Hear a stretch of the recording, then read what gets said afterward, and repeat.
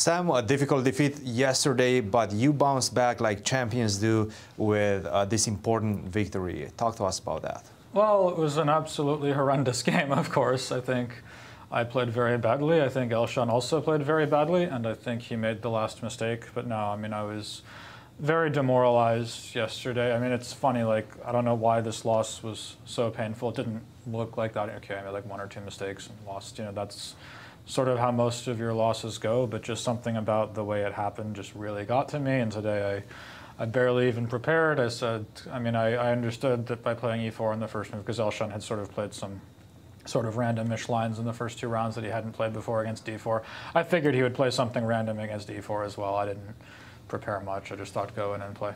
And he definitely surprised you with the O'Kelly. Yeah, I mean, of course, this can't possibly be good, but I didn't really feel like playing against a machine for the first 10 moves. Tried to go c4 once, d4, some c3. of the main I lines. thought I remembered c3 being the best move. c3, yeah. There was some lines, c3, e6, d4, d5, and I thought here sorry, c3, d5 was the move that bothered me. If d5, e5 was played in advanced French, but this one I was worried about d4 for some reason.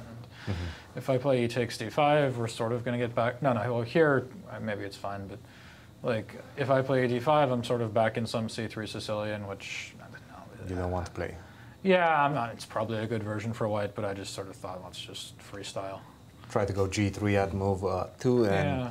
You said you played a bad game, but why did you feel that way? Well, I don't know, around here, I mean, maybe I was overly optimistic. I sort of thought that his setup doesn't make nearly as much sense once the pawn is on a6, because if you just go back to like a couple moves prior, rook b1, like here, let's say after rook b1, castle b4, like if his pawn were on a7, he could just completely ignore me and just bc, dc. He just doesn't care at all. But here, because I will have knight a4 at the end, and b6 is weakened, and he can't play b6, he can't defend c5, he can't stop knight b6. There's actually a little bit of annoyance. So like, because if his pawn were on a7 here, I might just prefer black, just h6, b6, f5, send the Death Star, and you know, what am I going to do? But here, this was counterplay. I thought I should be better after he traded everything, and then a5, bishop a3. I thought I should be better, but somehow I just didn't find it. Yeah, here, I thought this felt nice for white.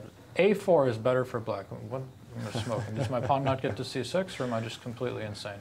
Let's see. It just doesn't care. So you go, I go. And right. if I just yeah, if I just go rook c1 and get ready to take d6 and slam on c, like somehow I'm worse here.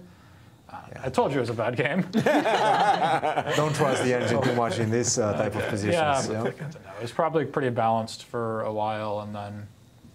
And then he played this move, bishop to e5. Yeah, well, I think already he was screwing this up. Like after rook e2, I mean, you should just take c3 and make a draw. I mean, I think it's not even close. The game's just over. Yeah.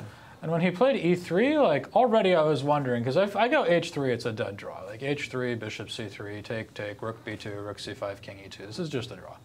And so like, it felt like as long as I have this option, he has no business playing e3. And once he did it with his time ticking down, I thought, all right, this looks like fun. Let's give it a try. So rook e3. And I believe, hang on, there's some interesting lines here. So if he plays rook g4 instead of bishop h2, because this looks very tempting. Does rook e5 win? Yes. Yes. But rook f4 check was an in-between move, and yeah, here I win.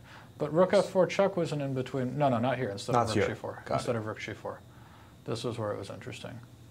Check. This one I was not sure about. And then take? Yeah, I guess if you take, I think you can still works. take. Yeah, and then d6, rook g2 check, king e3, rook g1. I believe c4 is only winning move. And check again. You're going to have to find c4 sooner or later. Yes. So king and c4, I believe, is only winning move, with the point that rook d1, I'll have bishop d2, so he goes king f7. No, well, here I go c5, but he'll go king f7, and now I have to go c5. Now d7, rook d1, and I lose, but and c5, and I'm just in time. King e8, c6. Yep. And then I go, yeah, I'm just in time. So I was calculating that, and then the way he played, I thought it was just sort of losing. I didn't understand what he missed. Yeah, I don't know why he panicked here. Just make some move, like, and definitely not bishop e5. Yeah, king. Yeah, king like to here, f8. for example, if f6, I think now he can play bishop e5. No, he still can't. Okay. Let's see. And rook take, or you take on g4 first. I would assume. But no, it's okay. Now it's going to be the same thing. Same thing. Yeah. Actually, it's a better version now.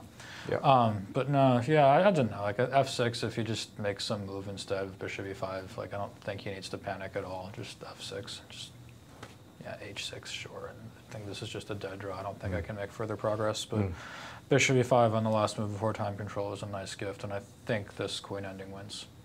Absolutely, it does, and that is actually something that you take pride in as well, these long calculations, right? You work a lot on this type of positions. Yeah, I mean, calculating well is important, and I've done a lot of training on that, and queen endgames are all calculation. There's probably like 5 strategic themes to understand total, and then, it's all just calculation. But I was actually curious when the queen endgame came, and he played king g8, which I thought should just lose routinely. I thought here, just king e6 just wins. But if he goes king f6, this was not easy, because he needs to pitch this pawn so he can start checking me. And my thought was here, the best I could find was queen e6 check, king f8, and then say we go queen f6 check, king g8, and then queen d8 check, and then queen d7 check, and king back. And I wanted to just go take this pawn on b5 now.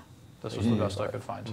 And okay, I thought with 2 pawns and both further advanced, but there's still a lot of work to do to win this game. When he played king g8, I thought as soon as I get king e6, we're just done here. Yeah. But yeah, that seems to be the case. Sam, congratulations. Just before the rest day, how are you going to spend the rest day? I haven't thought about that yet. Probably I'll hang with Doug, my manager. He's good people. And then I think a student of mine wrote to me that I hadn't heard from him in 10 years, so hopefully I'll see him. But just take a little time off. Even after this one, it's been a very rough first 5 rounds for me. But tournament's still young. Absolutely, guys. Any questions? No. Congratulations, Sam. Enjoy your rest day. Well earned.